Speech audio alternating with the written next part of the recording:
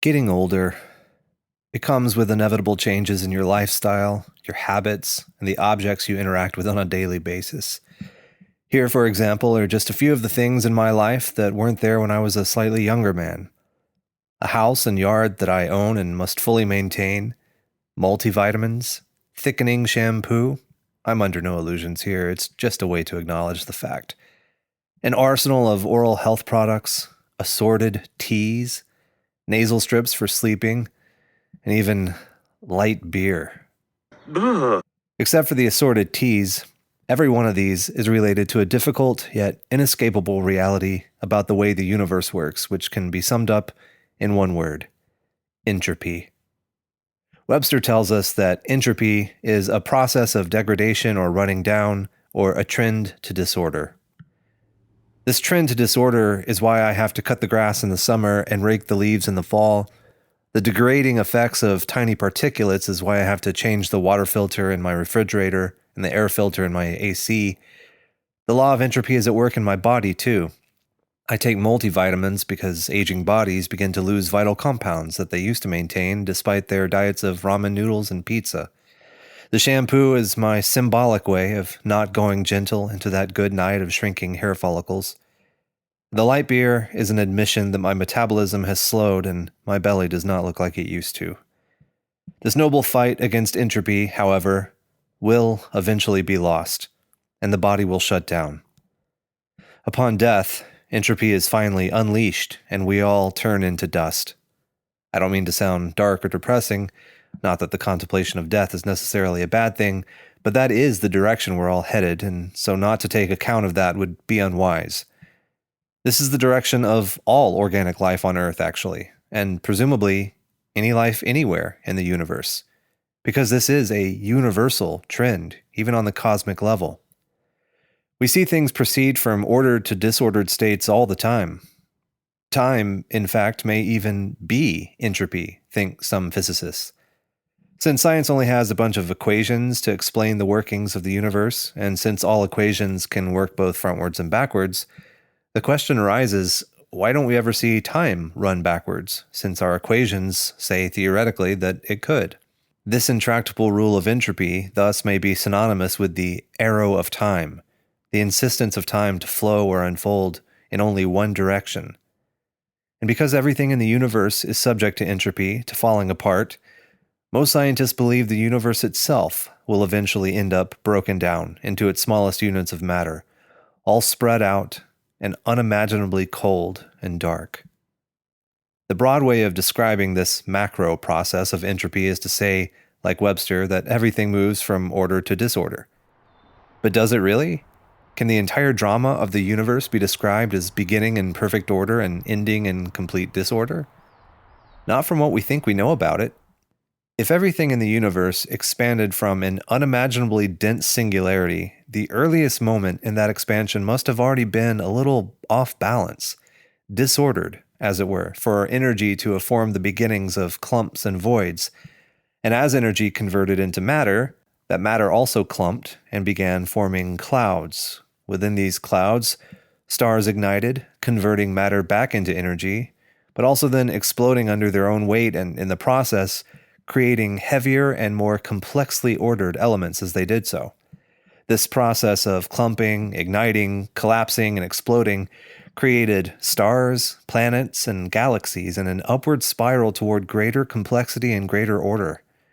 This more ordered state, you remember, came from an early universe of nothing but chaotic energy and a few magical forces. So far, then, we've seen a remarkable trend from disorder to order. Now, I have to clarify that, technically speaking, the definition of entropy in physics is a little more complicated than just the trend to disorder. Technically, even as elements and stars and planets and galaxies get more and more complex, on the level of individual particles, the process is still wildly chaotic and random. As particles are being shared from one clump of matter to the next, they're still on their way to being freed again and jettisoned off into empty space. But what does it mean that chaos at one level is resulting in order at another? Are particles, or something even smaller and more fundamental than them, the real drama of the universe? And everything their chaotic movements form, stars, planets, and even life itself, is merely a byproduct of their primarily important motion? Or could it be that particles are merely building blocks for stars, which themselves are merely building blocks for galaxies, which themselves are merely building blocks for the very largest units of order that we know of, the cosmic web of galactic superstructures? We have a crisis of where to find meaning and importance on this mind-bogglingly huge scale of material structure. Maybe because our own human size, our spot on this giant spectrum, is conspicuously close to the center. In my years of breathing in this world, I've decided that life itself presents a very similar crisis of where to find meaning and on what scale. Life is made up of innumerably mini moments, all flowing in and then right back out of our conscious present, like particles that are here and then gone again. But these moments are ordered into larger units, like hours, days, weeks, and years.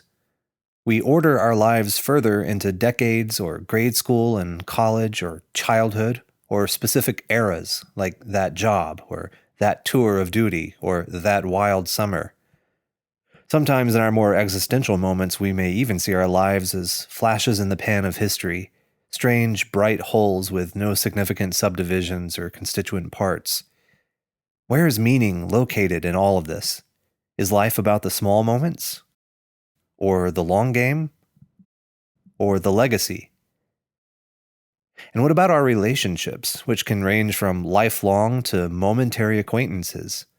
Are our closest friends and family the only really important people, or is every person you meet a significant encounter with a profound mystery?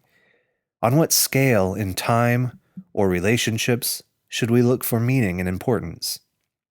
Or are all these orders of life only illusions of order because life, like the universe, is moving inexorably toward an end? I have seen everything that is done under the sun, said the teacher in the book of Ecclesiastes, and behold, all is vanity and a striving after wind. There are two ways, I think, to think about an ending. One way is to conclude that it renders everything that came before it meaningless. Now that everything is done, nothing that came before this moment mattered. But the other way is to see the ending as an aid to confirming the meaning of everything that preceded it, a crucial capstone holding up the entire arch beneath it. You couldn't read a book without a last page. You couldn't enjoy a play without a final curtain. In this world, a narrative requires an ending to give it form. It's the conclusion of a narrative that lets you assess the meaning in each moment or circumstance, in each character and relationship. I think that all of our lives, our little stories, are just like this. And all of our lives are part of the grand narrative of the entire cosmos.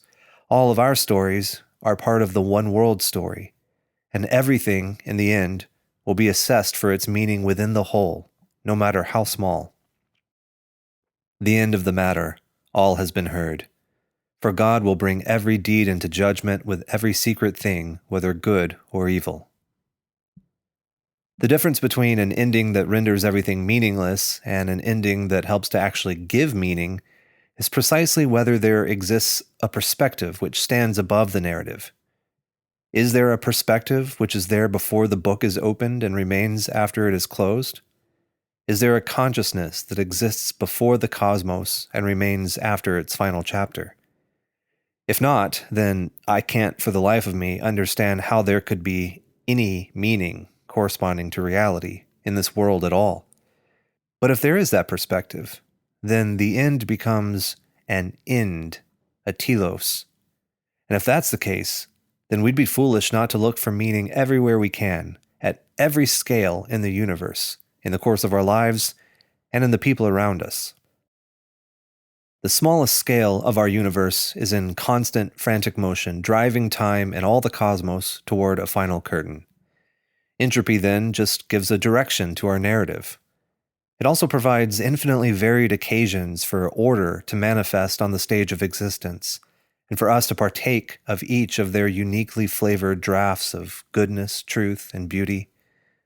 Where some would see vanity and a striving after wind, I will endeavor to find meaning in pain and pleasure, sorrow and joy, work and rest, in friends and family, strangers and neighbors, young and old, in moments and lifetimes, past and present, and every division of time, in the sun, moon, and stars, in gluons and galaxies, in Plancks and parsecs, and in all of the cosmos. I believe that the world is a story, so I'm not bothered by the turning of pages, the closing of chapters, or the uttering of the final word. Today, my story has continued, and that is meaningful.